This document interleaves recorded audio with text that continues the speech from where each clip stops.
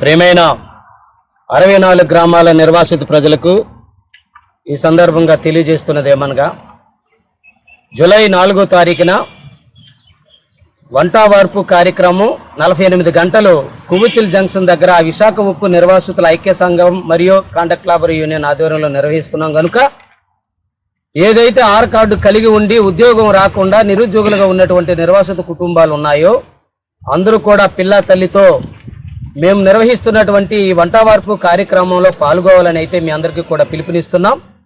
మరి ఈ కార్యక్రమంలో ముఖ్యమైనటువంటి డిమాండ్లు ఏమిటనంటే ఏదైతే ఆ రోజు మన దగ్గర భూమి తీసుకున్నప్పుడు ఆర్ కార్డు ఇచ్చింది ప్రభుత్వం, ఆ ఆర్ కార్డుకి ఉద్యోగం ఇస్తామని అన్నారు. ఆ ఉద్యోగం 45 ఏళ్లలో కనీసం 8,000 మందికే ఇచ్చారు. ఇంకా 8,500 మంది మనము ఉద్యోగాలు రాకుండా నిరుద్యోగులుగా 3 తరాలు 3 జనరేషన్లు వెనకబడి ఉన్నాం. మనకు ఉద్యోగం ఇవ్వలేదు కనుక మన దగ్గర తీసుకున్న భూమి విశాఖ స్టీల్ ప్లాంట్ దగ్గర ఖాళీగా ఉంది కనుక ఆ భూమిని ఒక్కో ఆర్ కార్డు కుటుంబానికి ఒక్కో ఎకరం చప్పున ఇవ్వాలనేది అయితే ముఖ్య డిమాండ్గా మనం పెట్టుకున్నాము. ఆ భూమి మనకు పంచినంత వరకు నెలకి 25,000 రూపాయల జీవన వృత్తి చట్టాన్ని అనుసరిస్తూ మన కుటుంబాల పోషణ కోసం ప్రభుత్వం చెల్లించాలనేసి ఈ 2 డిమాండ్లు ప్రాతిపదికన మనం ఈ కార్యక్రమం నిర్వహిస్తున్నాం కనుక ప్రజలంతా కూడా ఈ కార్యక్రమంలో పాలు పంచుకోవాలని అయితే తెలియజేస్తున్నాం. అయితే మిత్రులారా, మరి ఇప్పటి వరకు జరుగుతున్నటువంటి కార్యక్రమాలు వేరు, ఈ కార్యక్రమం నిరవేదికంగా జరుగుతుంది కనుక ప్రజలందరూ కూడా పాల్గొవాలి. ప్రభుత్వాలు ఇప్పటికైనా కానీ మా సమస్య న్యాయబద్ధమైనదని చెప్పి గుర్తించి ఇక్కడున్నటువంటి రాష్ట్ర ప్రభుత్వం కానీ కేంద్ర ప్రభుత్వం కానీ మా సమస్యకు పరిష్కార మార్గాన్ని చూపాలని సైతం మేము ఈ సందర్భంగా తెలియజేస్తున్నాం. మాది రాజకీయ సమస్య కాదు, మాది ఆర్థిక సమస్య. మీరు ఇచ్చిన వాగ్దానం ప్రకారంగానే మాకు ఉద్యోగం ఇవ్వలేదు కనుక మా మిగులు భూమి మాకు పంచమని చెప్తున్నాం. ఇది మా జీవించే హక్కులో భాగమని కేంద్ర రాష్ట్ర ప్రభుత్వాలకు తెలియజేస్తున్నాం. అంతేగాని కాదని మీరు మీ పనులు మీరు చేసుకుంటూ పోయి ఇక్కడ మాకు ఉద్యోగాలు రాకుండా మా భూమి మాకు పంచకుండా కనీసం జీవన భృతికి చెల్లించకుండా ఉంటే ఇది ప్రజాస్వామ్య ప్రభుత్వాలకు తగదనేసి అయితే ఈ సందర్భంగా తెలియజేస్తున్నాం.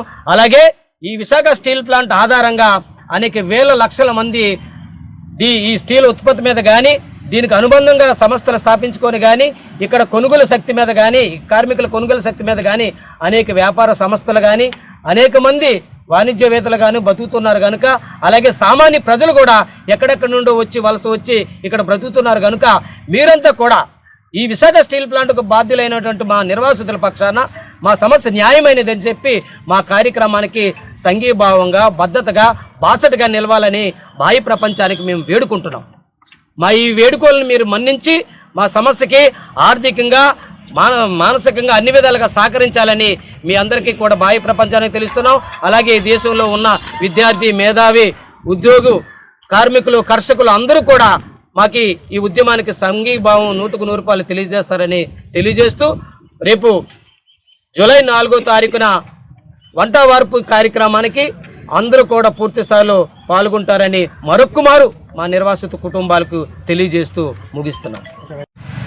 ఈరోజు విశాఖ ఉక్కు నిర్వాసితుల ఐక్య సంఘం ఉక్కు నిర్వాసితుల కాంట్రాక్ట్ లేబర్ యూనియన్ ఆధ్వర్యంలో ఏదైతే అనేక సంవత్సరాలు పెట్టి నిర్వాసితులందరికీ కూడా శాశ్వత పరిష్కారం జరగాలని పోరాటాలు చేస్తున్నావో అందులో భాగంగా మరి అన్ని 64 గ్రామాల నుండి నిర్వాసితులందరూ కూడా జేఏసీ కమిటీగా ఏర్పడి గత డిసెంబర్ నుండి అనేక ఉద్యమాలు చేస్తూ రాష్ట్ర కేంద్ర ప్రభుత్వాలకి కూడా తెలియజేయడం జరిగింది.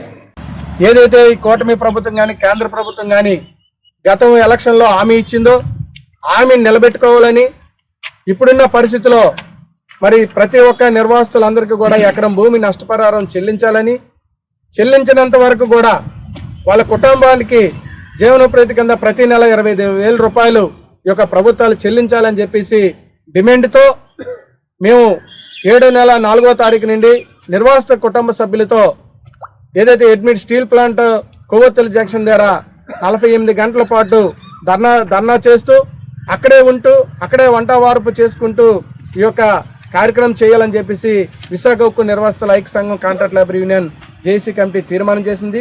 మరి దీనికి నిర్వాసితులు 6 నంబర్ ఉన్న ప్రతి ఒక్కరు కూడా ఈ యొక్క కార్యక్రమానికి హాజరవ్వాలి. ప్రతి ఒక్క నిర్వాసితుడు రాకపోయినట్టయితే మనకు అన్యాయం జరుగుతుంది. దీనికి ఏ నాయకుడు కూడా మనకు వచ్చి అడిగే పరిస్థితి లేదు. ఇప్పుడున్న రాష్ట్ర ప్రభుత్వం కానీ ప్రతిపక్షాలు కానీ ఏ పార్టీ ఏ నాయకుడు కూడా నిర్వాసితుల పక్షాన మాట్లాడకపోవడం చాలా దారుణం. మరి మనం నిర్వాసితులందరమే ఇన్ని వేల ఎకరాల భూమిని ఇచ్చాం కాబట్టి ఇంత పెద్ద స్టీల్ ప్లాంట్ ఏర్పడి ఈరోజు వైజాగ్ కాదు, ఆంధ్రప్రదేశ్ కాదు, ఈ నేషనల్ లెవెల్లోనే ఈ యొక్క విశాఖపట్నం స్టీల్ ప్లాంట్ పేరు వచ్చిందంటే అది విశాఖపట్నం నిర్వాసితుల రైతుల త్యాగాలు.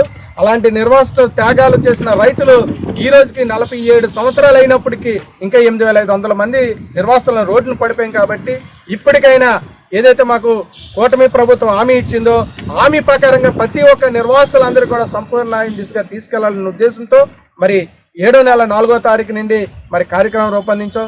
ఈ కార్యక్రమానికి మాకు మద్దతుగా అన్ని రాజకీయ పార్టీలు, అన్ని ట్రేడ్ యూనియన్లు, అన్ని ప్రజా సంఘాలు, ఇక్కడున్న ప్రజానాయకులు, గాజోక్ ప్రాంతంలో ఉన్న ప్రజలందరూ కూడా మద్దతు తెలియజేసి మా న్యాయమైన పోరాటానికి న్యాయం చేయవలసిందిగా మా ధర్మం ప్రకారంగా నిలబడవలసిందిగా మీ అందరిని కూడా కోరుకుంటూ సెలవు తీసుకుంటాం. Thank you. మరిన్ని విశాఖ ఉక్కు RANL వార్తల కోసం మన వైజాగ్ స్టీల్ ఫ్యామిలీ యూట్యూబ్ ఛానల్లో సబ్స్క్రైబ్ అవ్వండి.